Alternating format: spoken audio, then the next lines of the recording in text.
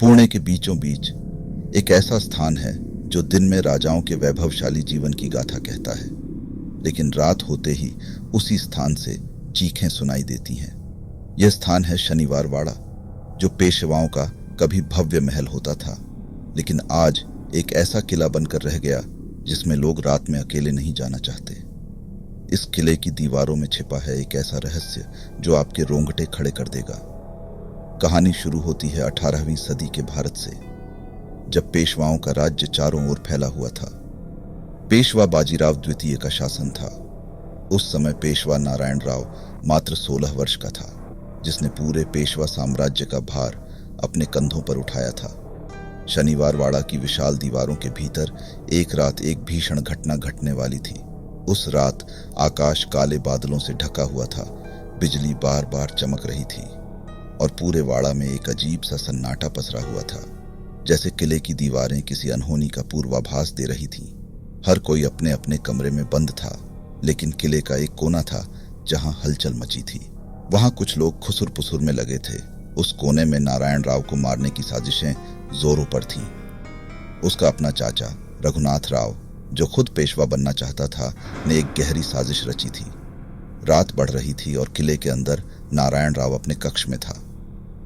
तभी अचानक उसके कमरे के दरवाजे पर जोर से दस्तक हुई। दस्तक इतनी तेज थी कि जैसे किसी ने जानबूझकर दरवाजे को तोड़ने की कोशिश की हो। नारायण राव ने घबराकर दरवाजा खोला और सामने खड़े कुछ अजनबी चेहरों को देखकर उसकी आंखें फैल गईं। वो लोग नारायण राव को जान से मारने के इरादे से आए थे। नारायण राव घबरा गया और किले के गलियारों में दौड़ पड़ा। उसके कदमों की आवाज पूरे किले में गूंज रही थी। उसके मुंह से बस एक ही शब्द निकल रहा था, काका, मुझे बचाओ। लेकिन उसके काका यानी रघुनाथ राव ने ही उसकी हत्या की योजना बनाई थी। नारायण राव को किले के एक कमरे में कोने में दबोच लिया गया और उसकी बेरहमी से हत्या कर दी गई। उसके चिल्लाने की आवाजें पूरे वाड़ा में गूंज रही थीं, लेकिन कोई भी उसकी मदद के लिए नहीं आया। धीरे धीरे उसकी आवाजें कमजोर पड़ गईं और फिर सब शांत हो गया। लेकिन कहानी यहीं खत्म नहीं होती। उसकी आत्मा को कभी शांति नहीं मिली। कहते हैं कि उसके बाद से शनिवार वाड़ा के हर कोने में उसकी चीखें गूंजने लगीं।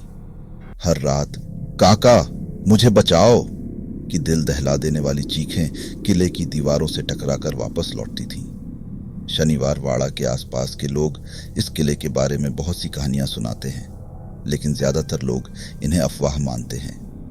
लेकिन कुछ कहानियां ऐसी होती हैं जिन्हें आप नजरअंदाज नहीं कर सकते। आज कई सालों बाद फिर से पुणे में वैसी ही रात थी, अंधेरी, भयानक और डरावनी। वह रात थी शुक्रवार की। 4 दोस्त विशाल, आदित्य, स्नेहा और मीरा पुणे घूमने आए थे। शनिवार वाड़ा की भूतिया कहानियों ने उनकी जिज्ञासा को जगाया और उन्होंने तय किया कि वे किले को रात में जाकर देखेंगे कि क्या वहां सच में भूत है या फिर ये बस लोगों की अफवाहें हैं। रात के लगभग 12 बजे, जब पूरा शहर सो रहा था, वे चारों शनिवार वाड़ा के विशाल द्वार के सामने खड़े थे। विशाल ने हिम्मत दिखाते हुए मुख्य दरवाजा खोला, जो जोर की चरमराहट के साथ खुला। जैसे ही दरवाजा खुला, ठंडी हवा का एक झोंका उनके चेहरों पर लगा। वहां का सन्नाटा डरावना था। चारों ने मोबाइल की फ्लैशलाइट जलाकर अंदर कदम रखा। किले के अंदर की दीवारें इतनी ऊंची और भव्य थीं कि उन्होंने इस जगह के वैभव की झलक दी, लेकिन रात की भयावहता ने उस वैभव को भी छुपा दिया था। जब वे आगे बढ़े तो उन्हें लगा कि उनके पीछे कोई चल रहा है, लेकिन जब वे पीछे मुड़े तो वहां कोई नहीं था। आदित्य ने हंसते हुए कहा, शायद हमारी ही परछाई है। लेकिन स्नेहा को कुछ अजीब महसूस हो रहा था। उसे बार बार ऐसा लग रहा था कि कोई उनके बहुत करीब है, उनकी हर हरकत को देख रहा है। जैसे ही वे आगे बढ़े, उन्हें किले के बीचों बीच एक टूटी फूटी सीढ़ी दिखी जो ऊपर की तरफ जाती थी। मीरा ने कहा, चलो ऊपर चलते हैं।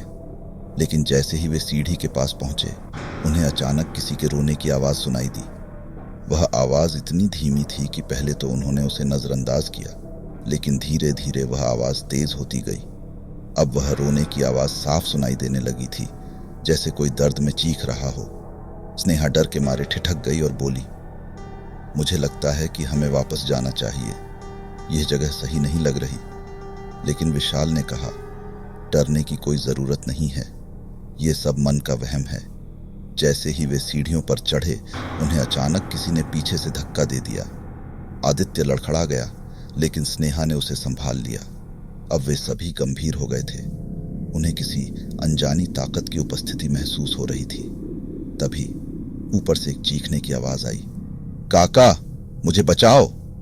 चारों के दिल डर के मारे तेजी से धड़कने लगे।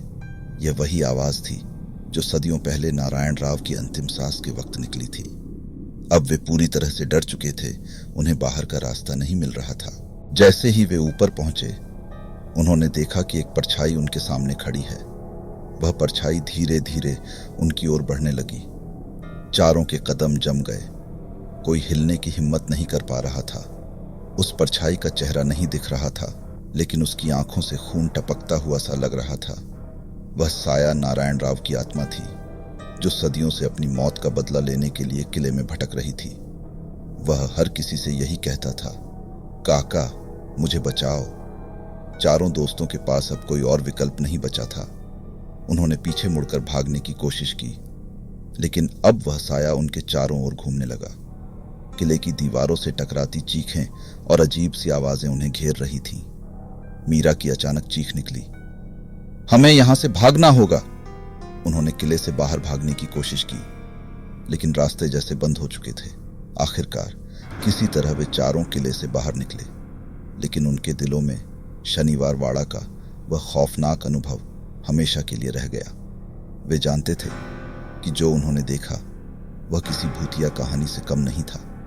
शनिवार वाड़ा की रहस्यमयी और खौफनाक कहानियों में एक और अध्याय जुड़ गया था। नारायण राव की आत्मा आज भी वहां भटकती है, अपने काका को पुकारती है, मदद मांगती है। अगर आपको शनिवार वाड़ा की यह खौफनाक और रहस्यमयी कहानी पसंद आई तो हमारे चैनल को सब्सक्राइब करें और जानिए भारत के अन्य भूतिया और रहस्यमयी स्थानों की कहानियां। क्या आप शनिवार वाड़ा में एक रात बिताने की हिम्मत करेंगे? नीचे कमेंट करके जरूर बताएं। अगली बार आपसे मिलते हैं एक और डरावनी कहानी के साथ।